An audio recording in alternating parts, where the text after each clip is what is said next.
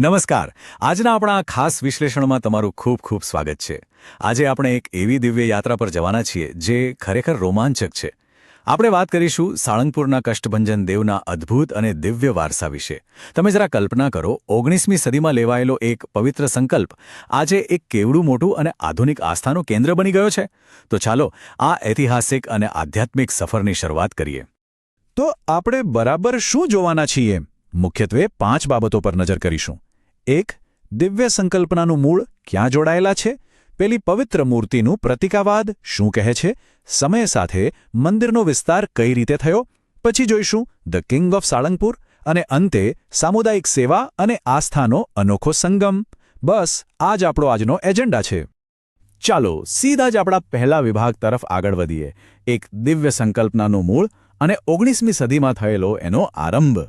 વાત એમ છે કે ગુજરાતના બોટાદ જિલ્લામાં ભાવનગરથી લગભગ 82 કિલોમીટર દૂર આવેલી આ જગ્યા કોઈ સામાન્ય જગ્યા નથી.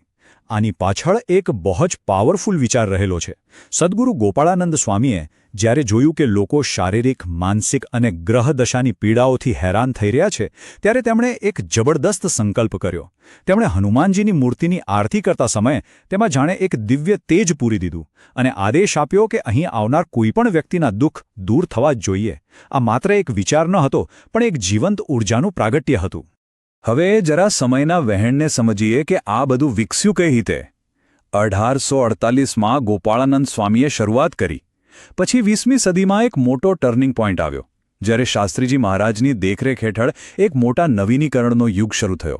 અને જો વર્તમાન સમયની વાત કરીએ ને, તો અહીં એક અત્યંત વિશાળ આધુનિક કેમ્પસ અને 54 ફૂટ ઊંચી ભવ્ય પ્રતિમા ઊભી છે. એક નાનકડી શરૂઆત આજે ઐતિહાસિક સામ્રાજ્યમાં ફેરવાઈ ગઈ છે. હવે બીજા વિભાગ પર નજર કરીએ. પવિત્ર મૂર્તિનું પ્રતિકારવાદ.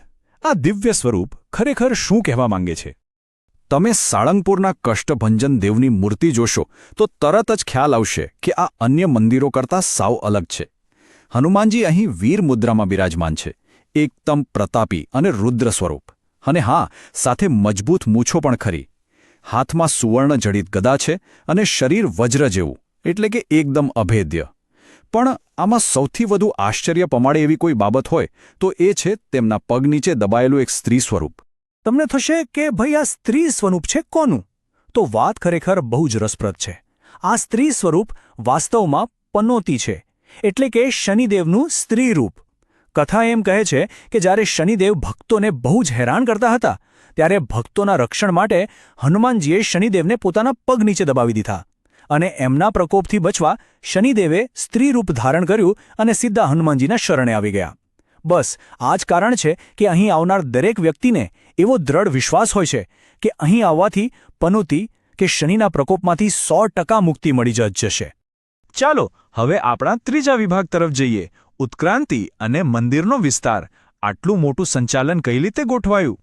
કોઈપણ સંસ્થા ફક્ત શ્રદ્ધાથી મોટી નથી થતી. તેને એક મજબૂત વહીવટી માળખાની જરૂર પડે જ છે. અહીંના વિકાસને આપણે 3 પગલામાં સમજી શકીએ. પહેલું એ કે આ મંદિર સ્વામિનારાયણ સંપ્રદાયની વડતાલ ગાદી હેઠળ આવે છે, જેનાથી એક પાયો નંખાયો. બીજું અને કદાચ સૌથી નિર્ણાયક પગલું એ હતું BAPSના સ્થાપક શાસ્ત્રીજી મહારાજનું યોગદાન. એમણે અહીં વર્ષો સુધી સેવા કરી અને આખા માળખાને નવો જોપ આપ્યો. અને ત્રીજું પગલું છે આજનું દૃશ્ય, જ્યાં તમને વિશાળ ધર્મશાળાઓ અને અત્યાધુનિક સુવિધાઓ સાથેનું એક ગ્રેન્ડ આધુનિક કેમ્પસ જોવા મળશે. હવે વાત કરીએ ચોથા વિભાગની, જે એકદમ નવો અને રોમાંચક છે. સાળંગપુરના રાજા, એટલે કે ધ કિંગ ઓફ સાળંગપુર. આધુનિક ધાતુ શિલ્પકળાનો એક અદ્ભુત ચમત્કાર.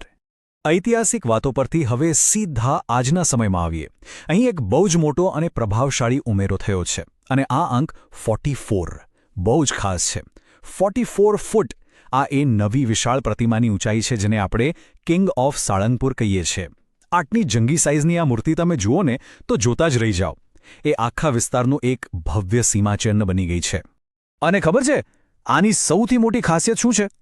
આખી 54 ફૂટની મૂર્તિ સંપૂર્ણપણે પંચધાતુમાંથી બની છે.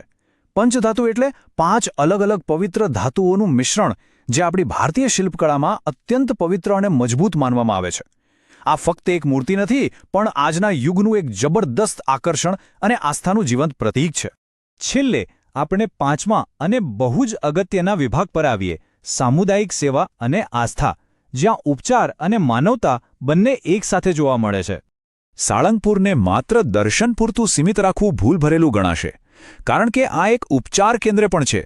અહીંની તેલ અભિષેક વિધિ બહુ જ પ્રચલિત છે. લોકો હનુમાનજીને તેલ અર્પણ કરે છે. ખાસ કરીને શનિવાર અને મંગળવારે તો અહીં મેળા જેવો માહોલ હોય છે. માનસિક રોગ હોય, મેલી વિદ્યાની બીક હોય કે પછી કોઈ ગ્રહની પીડા હોય, લોકો અહીં આવે છે અને આ વિધિ દ્વારા ગજબની આંતરિક શાંતિ મેળવે છે. આ તો જાણે એક સિક્કાની બે બાજુ જેવું છે.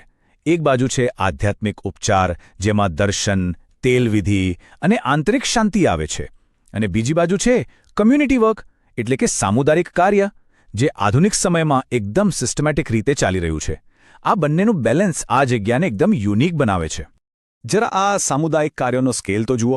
અહીંનું ભોજનાલય કોઈ નાની સૂની જગ્યા નથી. દરરોજ હજારો લોકો અહીં એકદમ સ્વચ્છ વાતાવરણમાં પ્રસાદ લે છે. પછી એમની ગૌશાળા જુઓ. એ માત્ર ગાયોને રાખવાની જગ્યા નથી, પણ પર્યાવરણ અને પશુ સંરક્ષણનું એક બેસ્ટ ઉદાહરણ છે. અને બહારથી આવતા લોકો માટે અદ્યતન સુવિધાઓવાળી આધુનિક ધર્મશાળાઓ તો ખરી જ. સ્પષ્ટ દેખાય છે કે આધ્યાત્મિકતા અને માનવ સેવા અહીં હાથમાં હાથ મિલાવીને ચાલે છે. તો આખી સફર જોયા પછી મનમાં એક પ્રશ્ન થાય જ ને, કે 19મી સદીનો એક કરુણામય દિવ્ય સંકલ્પ આજે શ્રદ્ધા અને સેવાના આટલા વિશાળ અને આધુનિક સ્મારકમાં કેવી રીતે બદલાઈ શકે? ગોપાળાનંદ સ્વામીનો એ શરૂઆતનો વિચાર આજે લાખો લોકો માટે આસ્થા અને શારીરિક સેવાનું કેવું મોટું ઐતિહાસિક કેન્દ્ર બની ગયો છે. આ દિવ્ય પરિવર્તનની કહાણી ખરેખર પ્રેરણા આપે એવી છે. આજના આપણા આ વિશ્લેષણમાં જોડાવા બદલ તમારો ખૂબ ખૂબ આભાર. આપણી આજની ચર્ચા અહીં જ પૂરી થાય છે, પણ આ છેલ્લો પ્રશ્ન ચોક્કસથી વિચારવા જેવો છે, ખરું ને?